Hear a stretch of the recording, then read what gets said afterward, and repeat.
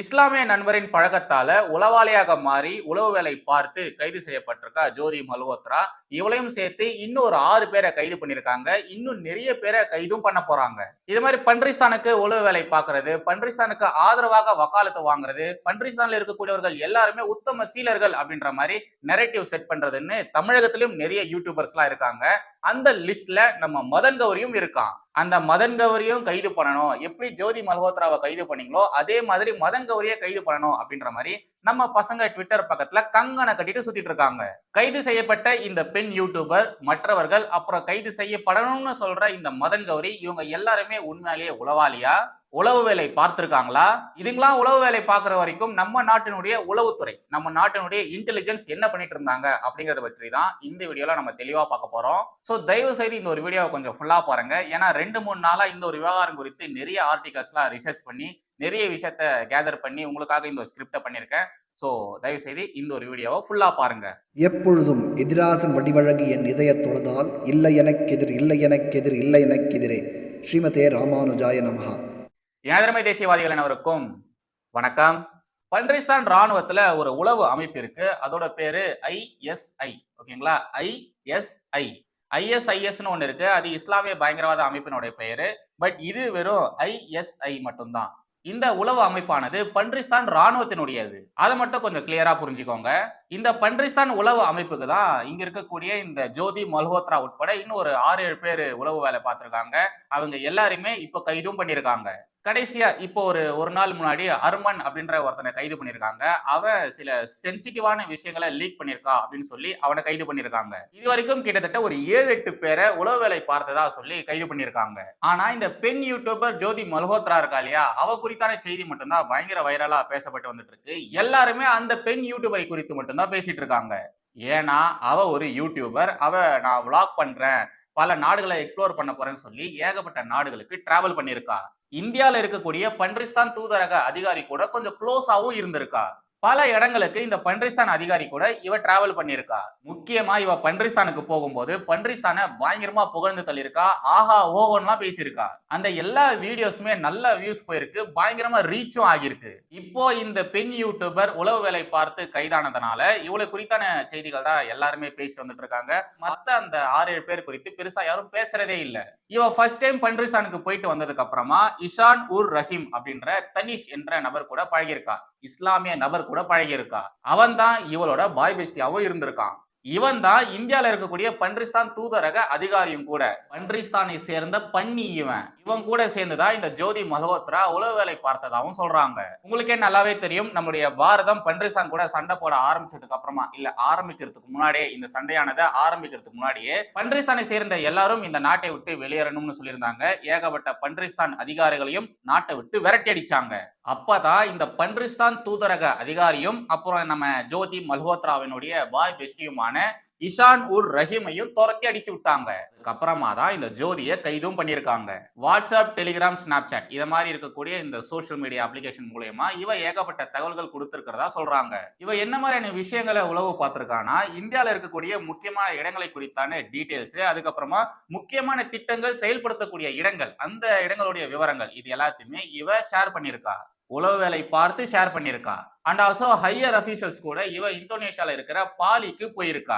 இப்போ இவளை கைது பண்ணதுக்கு அப்புறமா இவளுடைய ஒத்துமொத்த டீடைல்ஸும் எடுத்திருக்காங்க. அண்ட் ஆல்சோ இவளை கஸ்டடியிலையும் வச்சிருக்காங்க. இவளை தீவிரமா விசாரணை பண்ணிட்டு வந்துட்டு இருக்காங்க. இவ என்ன மாதிரியான விஷயங்கள் சொல்லியிருக்கா அப்படிங்கிறது இன்னும் ஒரு 4-5 நாள்ல நமக்கு தெரிய வந்துடும். ஜோதி மல்ஹோத்ரா மட்டும் இல்லாம 32 வயசான கணவனை இழந்த குஜாலா அப்படின்ற ஒரு பெண்ணையும் கைது பண்ணியிருக்காங்க.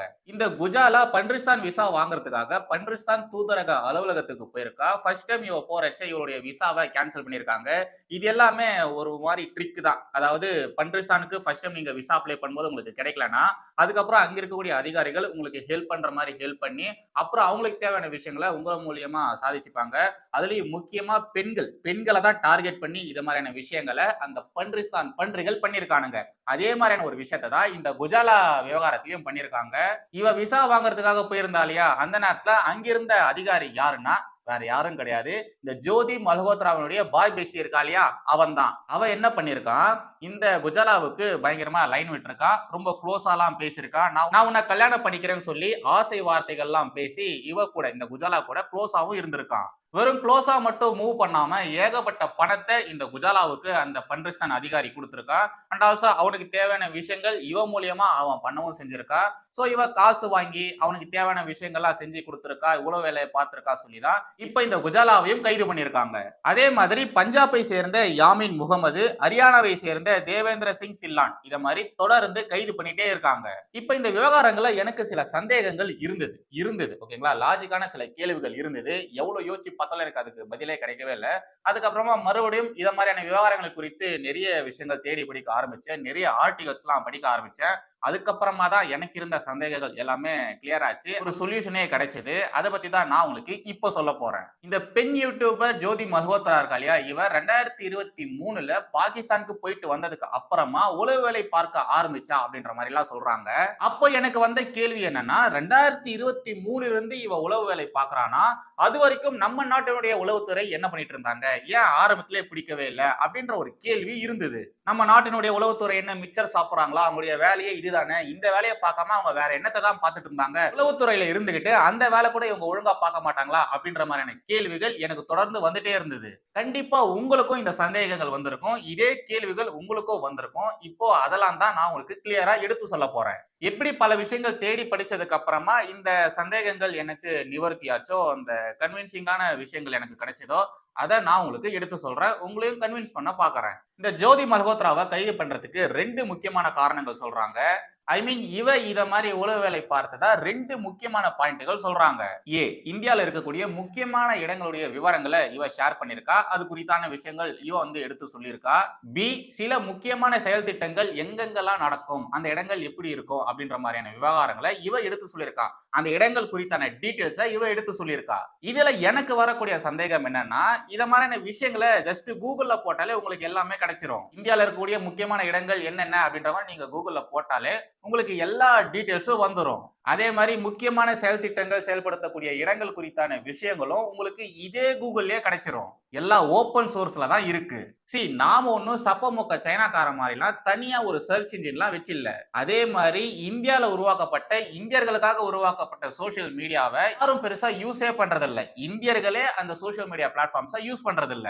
அதனால இந்தியாவை பற்றியும், இந்தியர்களை பற்றியும், இந்தியால இருக்கக்கூடிய முக்கியமான இடங்களை குறித்தும் பன்ரிஸ்தானால மட்டும் கிடையாதுங்க, உலக நாடுகளால, பல உலக நாடுகளால ஈஸியா தெரிஞ்சுக்க முடியும். நீங்க ஜஸ்ட் கூகுள்ல தட்டினாலே எல்லா விஷயங்களும் உங்களுக்கு வந்துரும். ஒண்ணும் இல்ல, உங்களுக்கு முக்கியமான இடங்கள் குறித்தான விஷயங்கள் தெரிஞ்சுக்கணும்னா அந்த இடங்களை குறித்து நீங்க சர்ச் பண்ணீங்கன்னு வச்சுக்கோங்களேன், 1008 டூரிஸ்ட் டிராவல்ஸ் எல்லாம் இருக்கு இல்லையா, அவங்களுக்கு குறித்தான டீடைல்ஸ் எல்லாம் வந்துரும். அந்த டிராவல்ஸ்க்கு நீங்க கால் பண்ணா அவனே உங்களுக்கு எல்லா விஷயத்தையுமே சொல்லிடுவான். உண்மையாலேயே அப்படிதான் இருக்கு நம்ம நாட்டினுடைய நிலைமை. நம்ம நாட்டினுடைய நிலைமை மட்டும் சொல்ல மாட்டேன், உலக நாடுகள் எல்லாத்தினுடைய டீடைல்ஸும் உங்களால ஈஸியா எடுக்க முடியும், ஈஸியா கேதர் பண்ண முடியும். அதுதான் இந்த டிஜிட்டல் யுகம். ஜோதி மல்ஹோத்ராவை கைது பண்ணதுக்கு இவங்க சொன்ன இந்த 2 முக்கியமான காரணங்கள் இருக்கு இல்லையா, இந்த காரணங்களை இவங்க 20 வருஷத்துக்கு முன்னாடி சொல்லியிருந்தாங்கன்னா கண்டிப்பா எனக்கு இந்த ஒரு சந்தேகம் வந்திருக்காது. பட் இந்த இன்டர்நெட் யுகத்துல இவங்க சொல்லக்கூடிய இந்த காரணங்கள் என்னால ஏத்துக்கவே முடியல.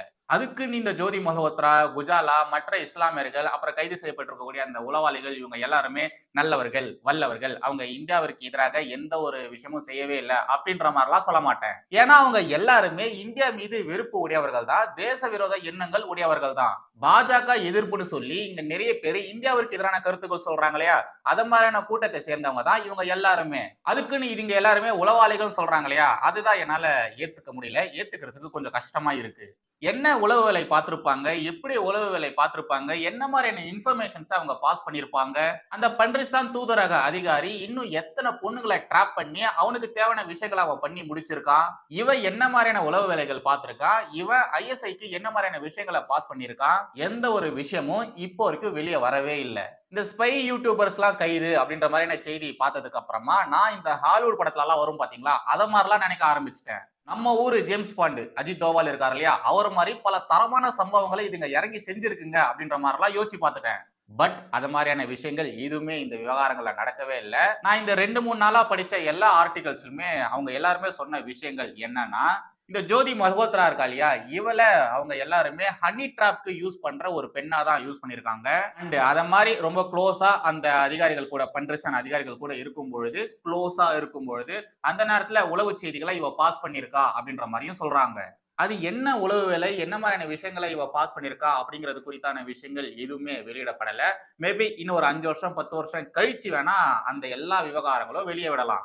எப்படி மொசாத் பண்ண ஆபரேஷன்கள் குறித்தான விஷயங்கள் 20, 25 வருஷம் கழிச்சு ரிலீஸ் பண்ணாங்களோ, அதே மாரி இந்த விவகாரங்கள் குறித்தான விஷயங்கள், அந்த டீட்டெயில்ஸ் எல்லாமே இன்னும் ஒரு 5 வருஷம், 10 வருஷம் கழிச்சு ரிலீஸ் பண்ணலாம். பட் இன் கரண்ட் சினாரியோ எப்படி தெரியுமா இருக்கு? நீங்க இந்த சிவகார்த்திகேயன் நடிச்ச காக்கி சட்டை படம் பார்த்திருப்பீங்க. அதுல மனோபாலாவோட கேரக்டர் பார்த்திருக்கீங்களா?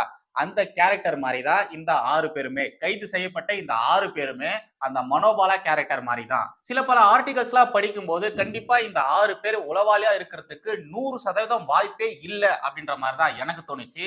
அதுக்கப்புறமா இது மாதிரியான விஷயங்கள் கடந்த காலங்கள்ல ஏதாச்சும் நடந்திருக்கா அப்படின்ற மாதிரிலாம் தேடி படிக்க ஆரம்பிச்சேன். இது மாதிரியான கேசஸ் இதுக்கு முன்னாடி நடந்திருக்கா அப்படின்ற மாதிரிலாம் தேடி படிக்க ஆரம்பிச்சேன். அப்பதான் எனக்கு ஏகப்பட்ட ஷாக்கிங்கான விஷயங்கள்லாம் கிடைச்சது. நீங்க இந்த துப்பாக்கி படம் பார்த்திருக்கீங்களா? அதுல இந்த ஸ்லீப்பர் செல் சொல்லிட்டு ஒரு கான்செப்ட் இருக்கும். அந்த படத்துல வர அந்த ஸ்லீப்பர் செல்ஸ் கான்செப்ட் மாறியே இந்தியால ஏகப்பட்ட பேரை கைது பண்ணிருக்காங்க. அவங்க எல்லாருமே அரெஸ்ட் பண்ணும்பொழுது அவங்க என்ன மாதிரியான வேலைகள்ல இருந்திருக்காங்க தெரியுமா?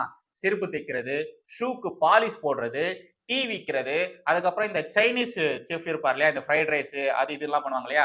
அத மாதிரி செஃப் வேலை பார்க்கறதுன்னு சொல்லி தான் இவங்க எல்லாருமே இருந்திருக்கானுங்க. 2025 வரைக்கும் இந்த வருஷம் இந்த மாசம் வரைக்கும் ஏகப்பட்ட பன்றிஸ்தான் பன்றிகளை இங்க கைது பண்ணிருக்காங்க.